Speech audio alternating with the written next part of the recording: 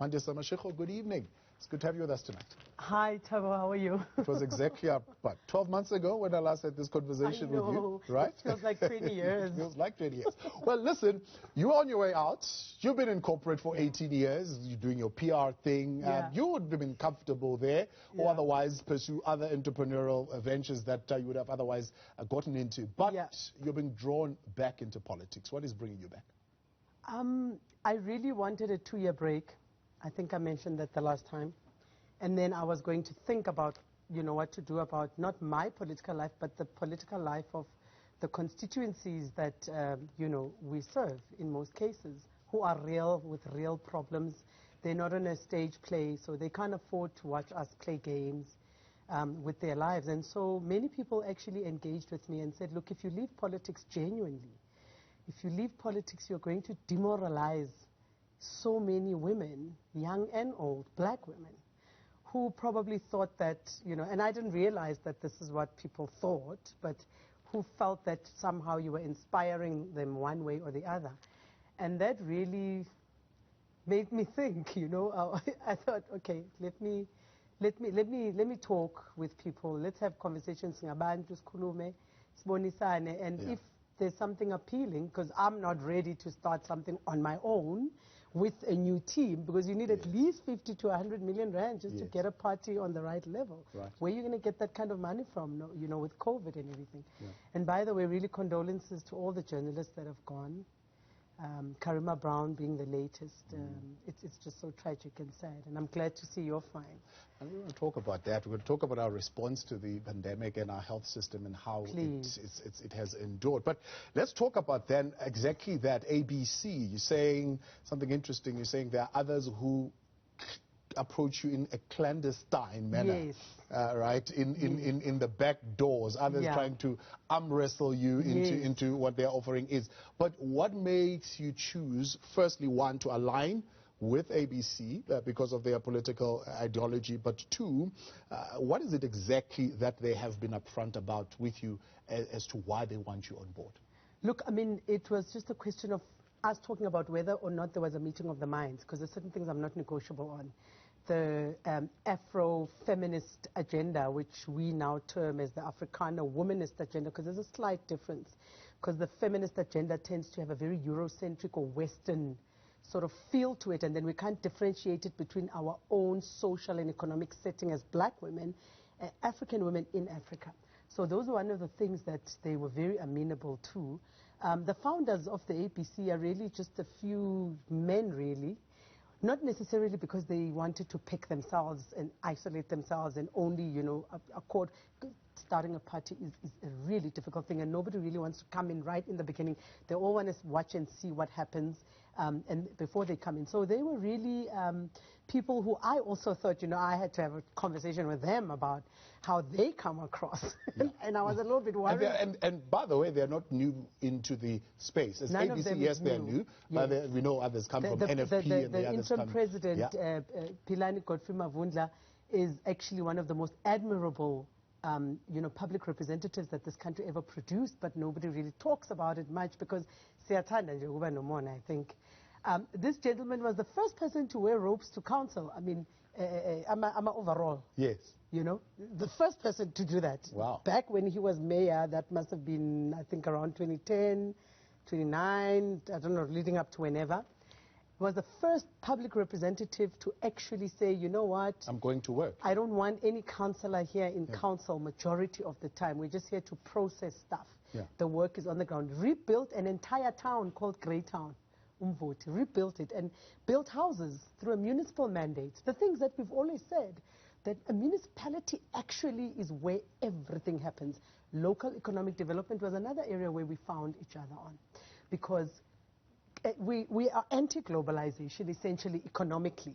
So obviously, in terms of ideology, I also wanted to work with people who would be practical and stop emphasizing ideology as though it's the thing. It's not.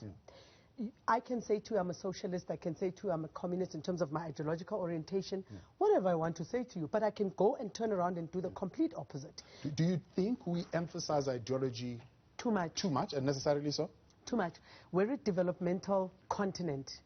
in terms of the post-colonial epoch we find ourselves in. South Africa is 27 years in democracy. That's nothing. America is sitting 400 years plus into their democracy. We still have to carve even the constitutional democracy we have. Currently, the governing party is governing as though we are in a parliamentary democracy. Most people don't understand what I'm talking about, but the entire transition during the CODESA discussions was about what kind of democracy. Yes, we want democracy, one man, one vote, right? But how must it be? What do the citizens do? What does the government do? The government are the citizens. But currently, we are not governing as citizens. We are stuck in a parliamentary democracy.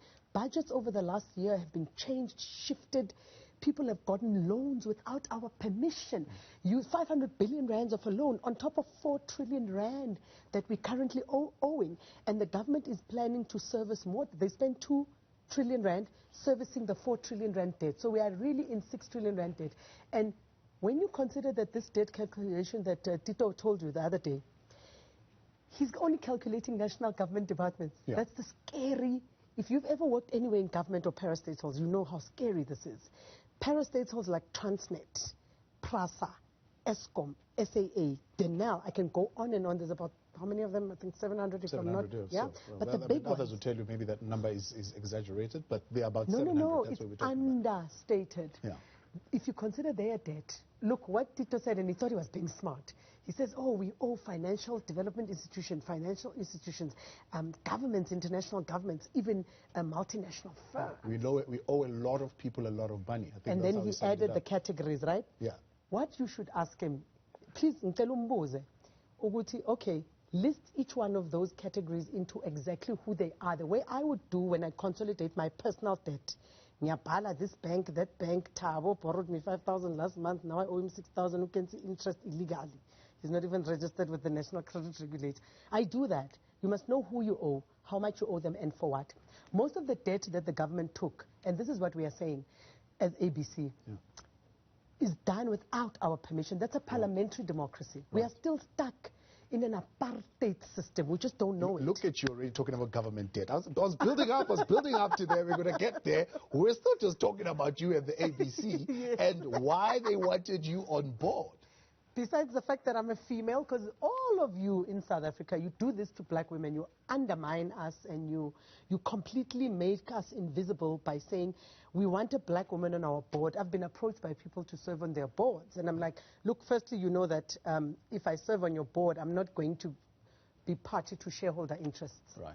I'm going to be party to governance frameworks because I've got a lot of experience in that space, and even in the financial services sector, did a lot of consulting there. Now that I've been in government and I understand the law side of it, I'm even more dangerous. So the reality is that this team is honest as I think political activists can be, but precisely because they've been elsewhere. Sometimes it's a good thing that you've got track record in a certain space, because then people know what you did and what you didn't do. You can't lie. They all have a track record in whichever parties, and we all know that how fluid South Africa's political system is right now. No one must make anybody feel guilty for changing parties, even if they do it 10 times. That's precisely what the constitutional democracy allows you. Talk to me about this idea and what you make of it. And I know somewhat you do agree. You're saying South Africa's political party system, or political parties and institutions in general, as they are currently constituted, are no home for feminists. None. Even ABC is trying to find its way. And let me tell you why. It's a question I think you or somebody else asked me before. Patriarchy and sexism and misogyny and that result in gynocides and femicides and rapes are part of almost the DNA of all men in South Africa, even women, in fact, even worse women, because it's like us as Africans, after having been colonized in Africa from, say, the 1400s to today, we think colonization is a norm, and it's okay, and it's acceptable, and I must cooperate with it. Why? Because if I don't cooperate with it, it's what happened to Skokone and Hinza and all the kings, where their heads were chopped off, it's going to happen to me. So you're so scared, you give in to the abuse. And that's a trap. So in South Africa, we have men, black, white men are the worst. But because feminist struggles, started the contemporary one, because every era has got its own form of matriarchy or matriarchal struggles or feminist struggles. The Western feminist struggle found its peak in the 1960s in the civil rights era in America. And so white men kind of like have been beaten a few times, and they kind of like got there to sacrifice and say, okay, women, you're not just secretaries, now you can be doctors. Okay, now you can sit in a board. Okay, okay, it's done. We're equal. Something which you shouldn't have to prove. We are equal. Yeah. But humanity, you are born equal. There's no born free whatever. Humanity, all of us are born equal. Yeah. But human beings, as soon as you become older, start to tell you the rules. So that struggle, every man in this country, it's not just Abantu Congress or members of Abantu Congress, it's not just members of whatever other parties, it's all men. You struggle with the conceptualization of women actually even being better leaders. Let's talk about that and how we dismantle that current status quo. When part of the movement that took the whole electoral system to court, and you won, and you had an opportunity to be an independent candidate. But here you are, you're going back to a political party system. Well, okay, so the New Nation movement, by the way, we are very close to going back to the Concord. I won't tell you why, because walls of ears. But we're going back to the Concord. We're done, you know, knocking on the IEC's door. Home Affairs Committee, we have not yet done formal engagements, but through IEC. The reality is that women, all of us, women and men, we'll stop being, you know, bodyguards with patriarchy. You know, we'll stop saying to our daughters, because I'm not getting married because I want to be somebody's helper or domestic worker. I'm getting married because I want to procreate, have babies within a family setting and within a culturally sensitive, you know, environment. But here's the thing. The electoral system is already changed because the Concord ruling can't be challenged. But there's even things in the Constitution itself that defines politics and participation in politics in a party structure. So it's not just me who has to grapple with this. The 2021 elections are not going to be affected because this ruling gives government, gives the Speaker, Home Affairs Committee and the IEC, which is the policy and implementing arm, 2 years to conclude the process, and then in the same time, in the same breath, do education. Whether you're in a party or not. So if you think a little bit about, I think the most popular or notorious system is the American one, the US, and the British one now and then. Most people don't understand because it still has the monarchist element, so it gets very confusing. But a mixed system. How mixed? Like I said earlier, constitutional democracy in and of itself also needs to be panel beated, right? And then the Constitution needs certain things also to be amended here and there. We can talk about it all day. So the Electoral Act, that clause that says individuals may not contest as, you know, the presidential candidate, mayoral candidate in the case of, you're still not going to have that now with local elections, but you do have the independent candidates. That's always been there. But what will happen is, once it's clarified, which the IEC are deliberately dragging their feet with the Committee of Home Affairs, who I think is just clueless, but they're just all dragging their feet. They're using COVID as an excuse because they obviously want to ask for a postponement. We know that's what they'll do, and then we'll go back to the Concord. But the reality is that if we can get at least close to good, a mixed system, you'll be able to contest as an independent for president, Thabo Mdluli, and I hope you do, on your own, right? Or you'll be able to contest as an independent, pretty much the way they do in the US, as a candidate, as an individual, but with a party backing you. So you then have to have a democratic process within your party, within your constituencies. But here's the critical thing that we want. Yeah, we can discuss the modalities on another day when I'm, you know, with the New Nation movement hat. But here's the critical thing. The critical thing is that the seat, should you then get enough, Ghana, I think Parliament might be, I don't know whether it's between 50 and 80,000. I know in Gauteng it was around 50,000 votes for one seat. So you are going to then not be the holder of that seat. We as voters and citizens who pay tax with our hard-earned monies will have the right to recall you as a constituency, because that vote belongs to, that seat belongs to the 400 seats in Parliament don't change. Okay, they might want to change them. Look, you might want to have them fewer. Reduce them a bit. We've got a crisis. So, but let's say they remain at 400. They will belong to a constituency. They will not belong to a party.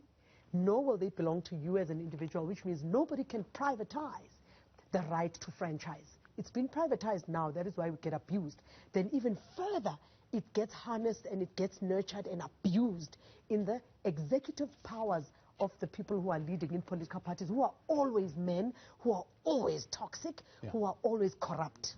Because they negotiate on the basis of, you know, I'll give you this seat to get that 1.5 million rand salary. You better do what I tell you. Right. You step out of line, you're out. You vote according to what I want. You saw the election to impeach Trump recently. Yeah.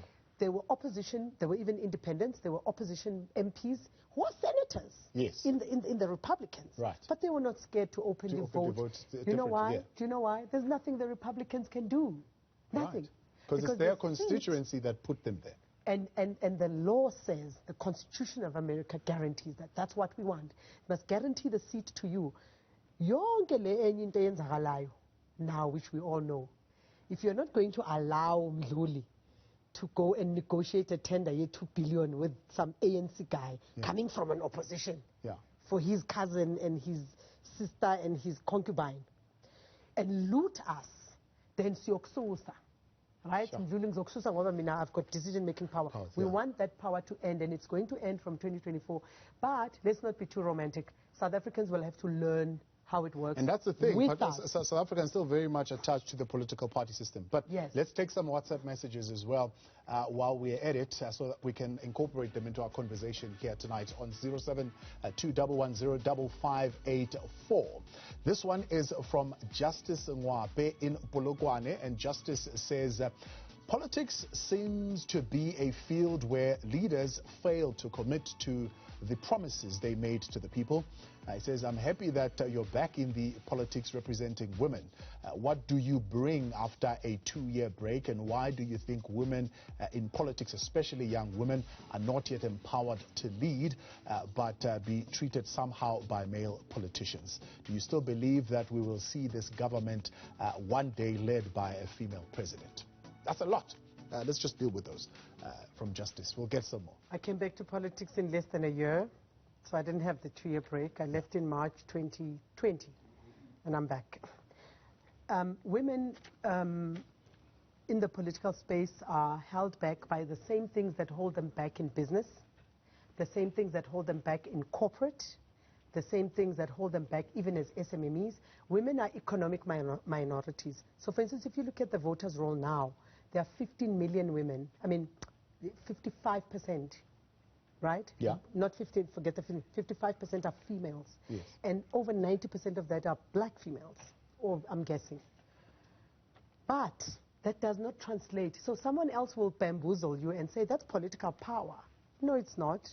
Because the women, like I said, under proportional representation, cannot arm wrestle their way through the executive male toxic structures that govern all the political parties recently. But these new Electoral Act amendments are going to bring a change to that. But we know, like any law, you can pass a law, but how ready are citizens to redeem the benefit of that law? Why is it? That's the question. I mean, it says, fine, women get treated very badly in these political parties. One would say you were treated very badly in these political parties. I know you don't want to go there out of your own respect and keeping your own sanity. Right, okay, but let's talk about why is it that political parties still have such a strong hold on South African citizens?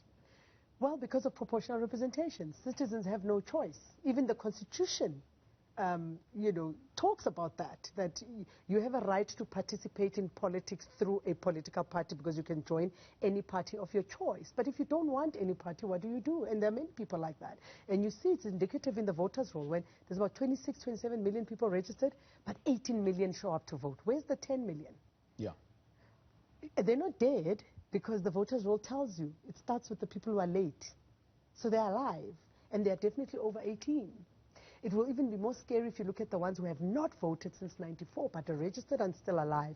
So South Africans either do not understand the political system, and I don't blame them, because sometimes now I don't understand it. I read the law, I'm like, but this is what the law says. But this is what's happening. There's a massive disjuncture. So the reality is that citizens are going to have to get into the dirty game of politics. People are going to have to stop saying, Mandisa, go back, because if you don't go back, women are demoralized. I'm like, but that's narcissistic even. You know, that's narcissistic, because why would people be demoralized because of one woman when women are a majority? But economically, we're a minority. Socially, we're a minority. Culturally, we're a minority.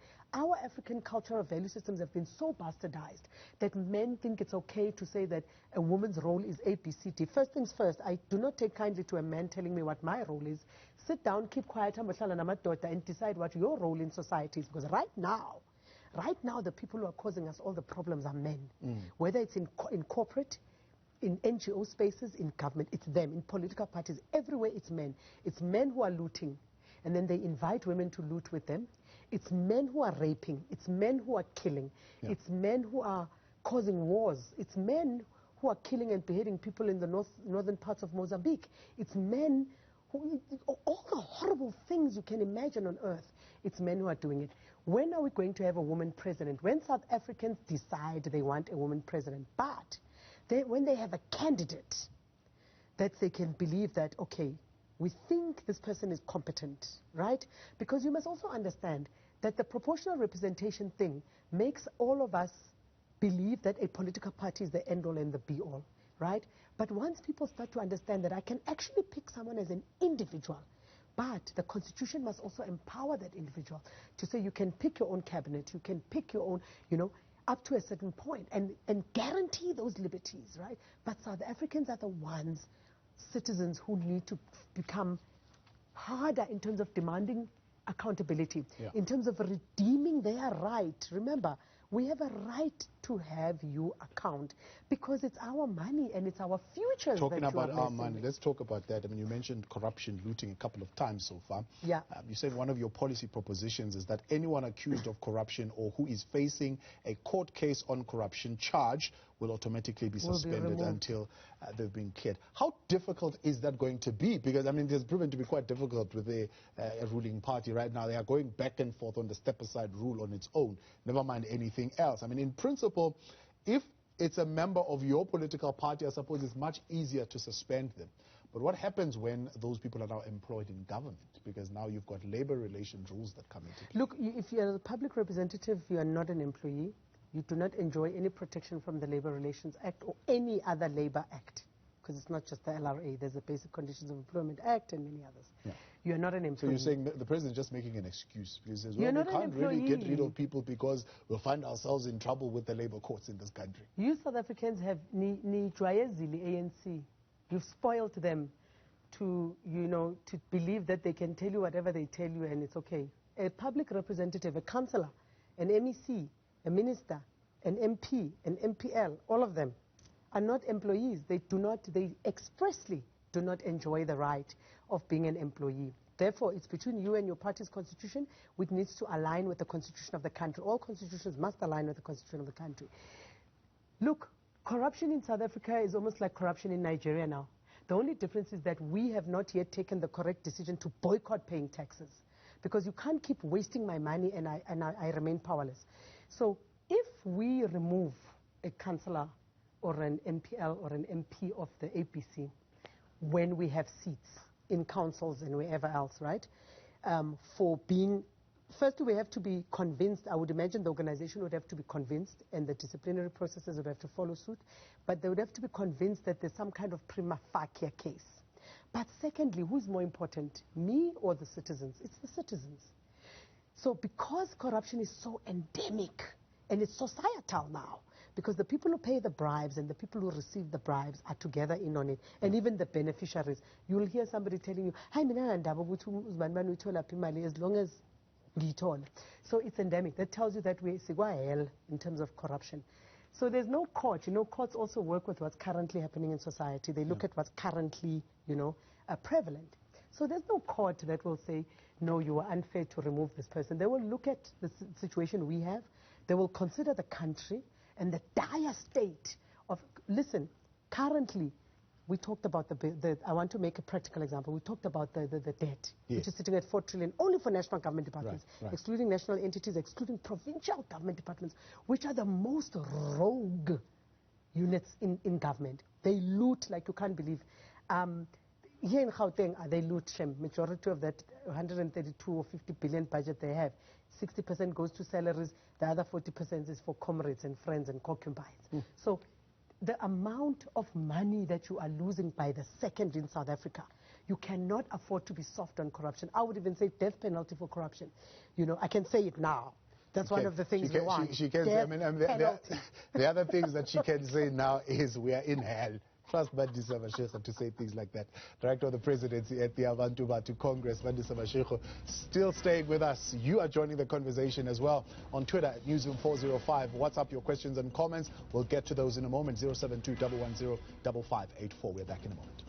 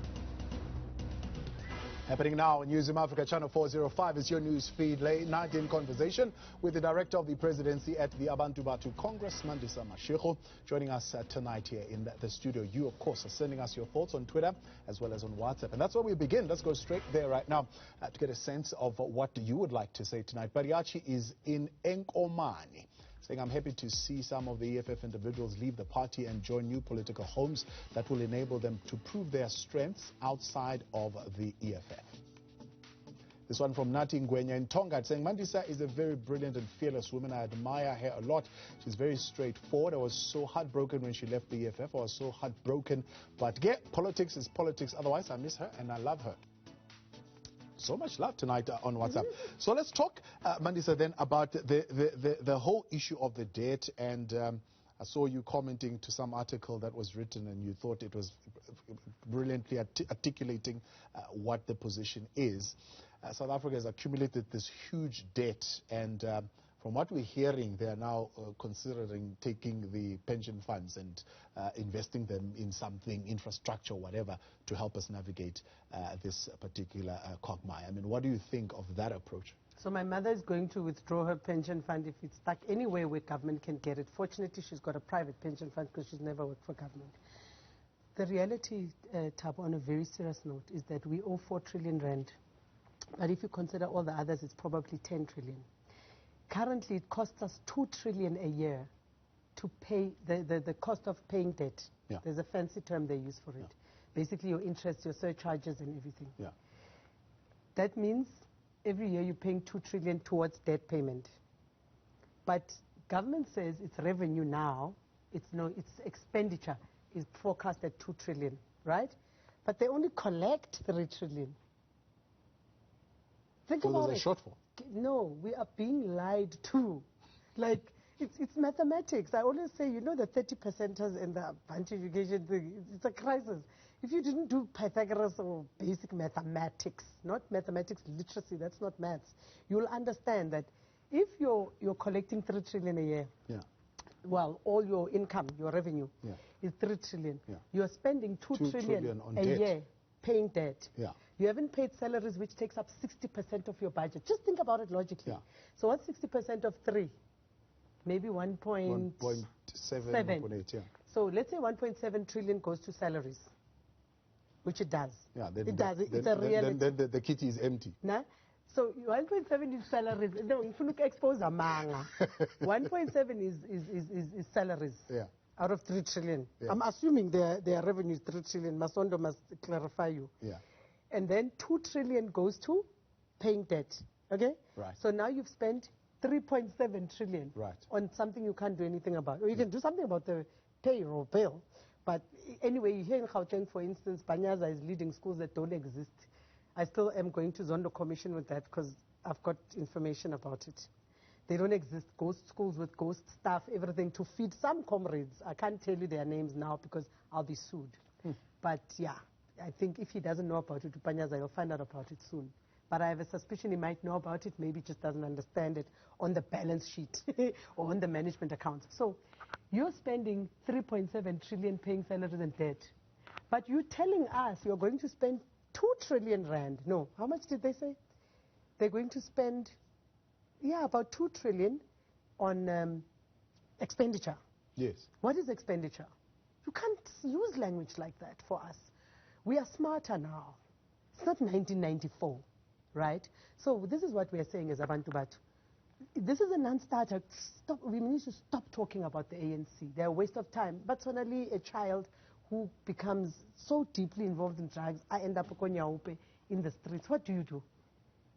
You must now calculate and say, how much time am I going to spend on this person who seems hell-bent on destroying the... You're going to rehabilitate the ANC. Wow, you're powerful. You're more powerful than God, because I don't even think God can rehabilitate them. Here's the reality. We need direct accountability by a public rep, which, if you become the president, you're my public rep, whether I voted for you or not. Yeah. You must account to us directly. Directly. There must be no intermediary, a political party, whatever. And that's what the electoral reforms are going to do. But we must be able to remove let's talk a little bit before we come to the electoral system. Let's talk about then the economic problems facing South Africa. I mean, are you saying where we are right now, we lack any competencies to come up with exciting things, you know, like things that we can sell to the world, things of value, things that we can create ourselves? So we even have a citizenry, a population, us. More than half of us have got hypertension. Over 25 million South Africans have hypertension. I'm no longer now talking about even victims of violence, gender-based violence. I'm talking about sick people who have chronic illnesses. You can't run any economy on people who are sick. Why? Because the government supports a health system which supports Western pharmaceutical technologies and Western pharmaceutical research capabilities. And so, what I'm trying to say to you is, maybe we still have ideas. I don't know. I can't judge. It's wrong. I can't say people lack the creativity or the intellect or the ability scientifically to come up with a workable economic plan. No, I can't say that. Maybe they can. But the reality is that we have a population that is unable to carry the economic plan, whatever it might be, because people are sick. They have chronic illnesses, HIV, cancer, TB, whatever, diabetes. But hypertension currently is a leading. But you know what your Department of Health and Zolim Kids are doing? They are planning to treat more chronic conditions. They even say in 2 years' time, we are going to add 2 more billion, whatever, 7 more million to treat HIV. Should you not be preventing so that you have a healthy population, right? So here's my thing. We don't have an economic plan. Look, here's a simple example. The current government has got NDP now. Mm. You don't know what NDP is. You just know NDP. Yeah. Yeah, but you don't know what it is. There was GEAR, there were all sorts of others before that. Asgisa. No one knows what Asgisa is. Yeah. But we had Asgisa, and if you can ask them how much money did you spend on Asgisa, they'll talk about billions. But when you look at society, when you look at government itself as a business entity, because it's a business itself, it can't run itself. If government was not government, it was a private entity, it was Newzroom Afrika. Yeah. Your bank would have long abandoned you. Unfortunately, you can't abandon a government. Yeah. But here's another scary thing. They are leaving debt to you and me and our children and their children, because right now they don't have money to do anything. The 500 billion rand loan they're talking about is the one that I don't know whether it was the World Bank or whoever, IMF, yeah. One of those people who said to them, look, we can give you this much extension. It's like when your bank says you qualify for 2 million rand house. You don't really qualify because you can't afford it. Yeah. You can't even afford the installments. That's who we are. We are being bonded by people who have no economic plan. They have never had an economic plan. It's been lies all the way. And they pretend to have an economic plan. You know why? Because the Western, and I really hate to use the word, but the imperialist agencies that are operating deep within the ruling party, right, individuals and institutionally as an organization, are the ones who tell them what they want them to do when they want them to do it. Yeah. So they don't have an opportunity to say, no, but nai plan yetu. They don't have one. For instance, we need to localize the economy urgently. If you follow anything that happens at Davos every year, I think it was 2-3 years ago, that crazy guy, Trump, himself went to Davos and said, no, I'm out of this thing. Don't count America in this globalization thing, right? We are out. We need to strengthen our economy in the U.S. because even our infrastructure, as public infrastructure, is in disarray.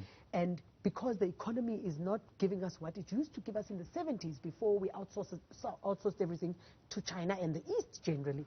So if an idiot like Donald Trump can tell you something which is just practical, South Africa should know better.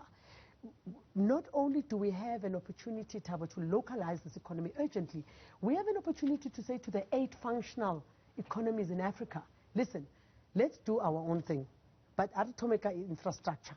Let's build the roads, let's build the rail, let's improve aviation, let's do the ports and any other form of transport. And let's start doing business amongst each other without breaking the rules of how you cross borders and giving each other additional socio-economic stress by flooding with one country with populations from this country.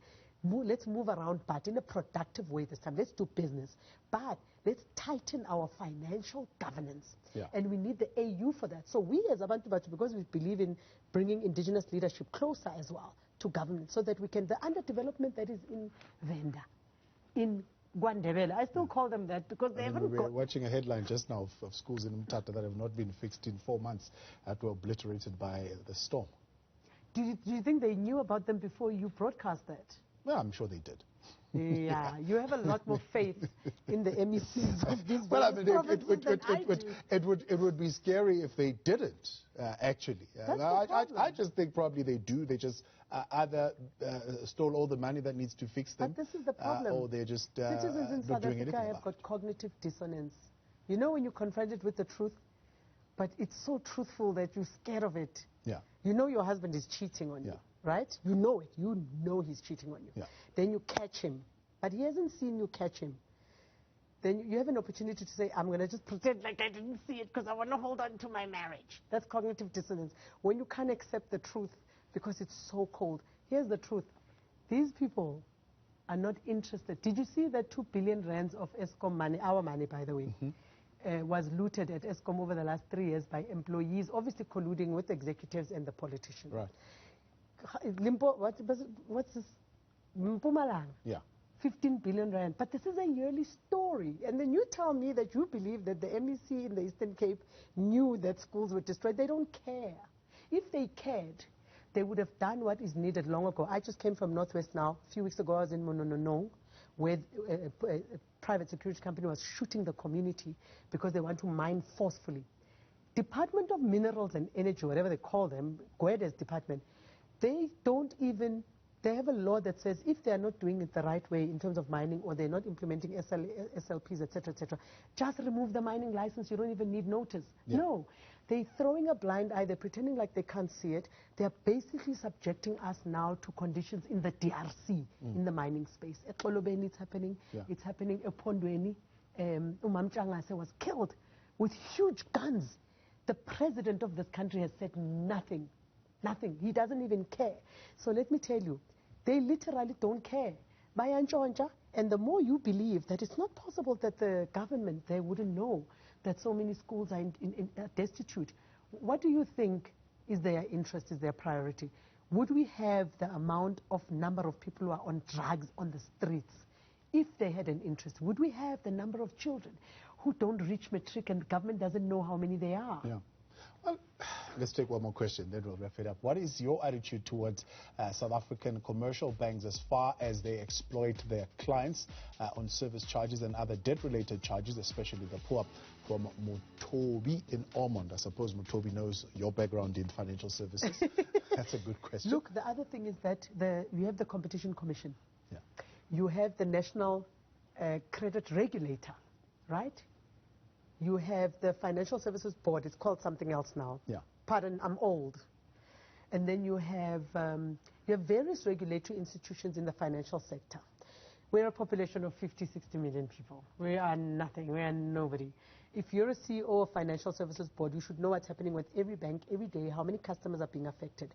But here's the reality. Again, that collusion between the people who used to govern the country before politically, but govern it economically, and the people who pretended to want to govern it and take it to a new place, give us manna from heaven, those two people are now in one bed, have been in one bed forever. So there's nothing that you can do from government side. We need pressure groups. We need economic pressure groups that are owned by various skills within the black professional space to just take things to the Constitutional Court and finish it already. The Competition Commission won't do anything for you. Do you know what they did in the construction sector?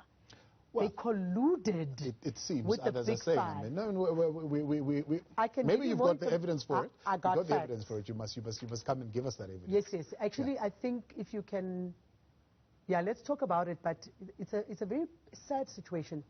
Just as, not to digress, they committed to help small black construction companies of various expertise to develop them in terms of taxonomies, because it's engineering, that construction space.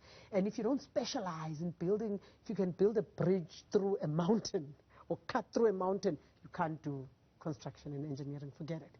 If you can't put deep sea infrastructure and build a Moss gas, my father worked for a company that did that, you know nothing about. So we need black companies to get to that point. Those 5 companies promised to develop engineering firms, I mean black construction firms. Maybe they developed ones belonging to their friends' children, etc. But I don't know of any. And the Competition Commission is quiet, but it was their ruling. We're out of time. Appreciate your time and thank you for coming through tonight. Mandisa Mashego, she is the director in the Presidency for Abantu Batho Congress.